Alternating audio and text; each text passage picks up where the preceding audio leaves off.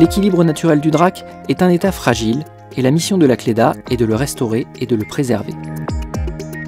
Au fil des années, de nombreuses extractions de matériaux en vue de protection ou de commercialisation, couplées à un rétrécissement du lit du Drac et à une géologie défavorable, ont provoqué un enfoncement du cours d'eau, ce qui déstabilise peu à peu l'ensemble des versants dont les conséquences à terme sont importantes.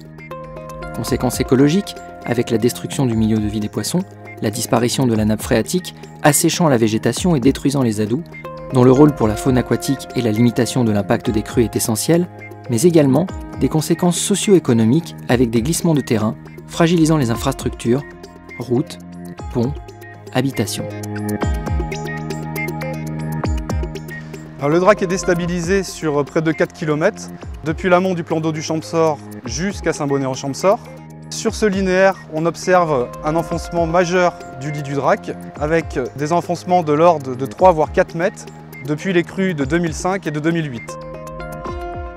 Le Drac, à son état naturel, est un cours d'eau en tresse reposant sur un matelas de galets d'une épaisseur de 2 à 3 mètres.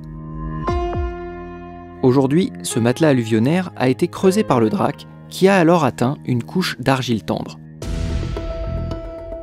L'érosion naturelle de ce matériau accélère désormais l'enfoncement du lit, qui se concentre alors dans un canyon de plus en plus étroit, ce qui accentue encore la vitesse du cours d'eau et la force d'érosion. Ceci renforce encore l'enfoncement et le phénomène se perpétue et s'accélère. Aujourd'hui, le Drac menace directement la digue du plan d'eau.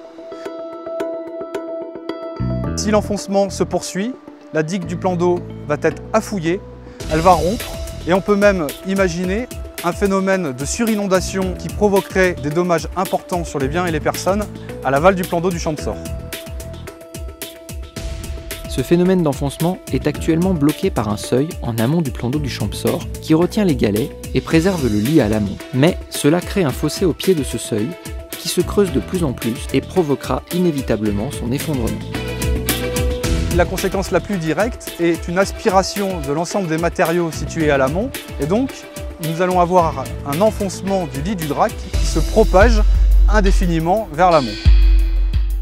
Et après étude de différentes possibilités, une solution pertinente, réalisable et pérenne a été retenue. Alors pour remédier à cette déstabilisation, en fait, la Cléda travaille depuis plusieurs années avec des bureaux d'études. Et la solution, en fait, elle consiste à élargir le lit. Aujourd'hui, on a un lit qui fait à peu près 30 à 40 mètres de large.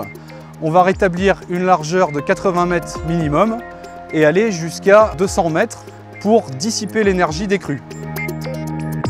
Il faut également relever le niveau du lit du Drac en le rechargeant de matériaux, en le rechargeant de galets.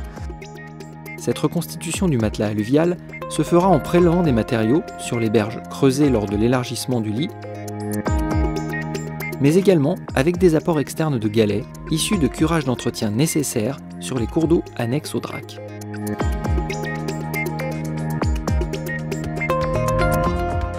L'idée, en fait, est de permettre au Drac de retrouver une morphologie, un style fluvial en tresse, tel qu'on pouvait l'observer autrefois, et de recréer un système fonctionnel, une rivière en bon état, en bonne santé, avec une nappe phréatique, la présence d'annexes hydrauliques et une ripisylve, une forêt riveraine qui soit typique et de référence au cours d'eau alpin.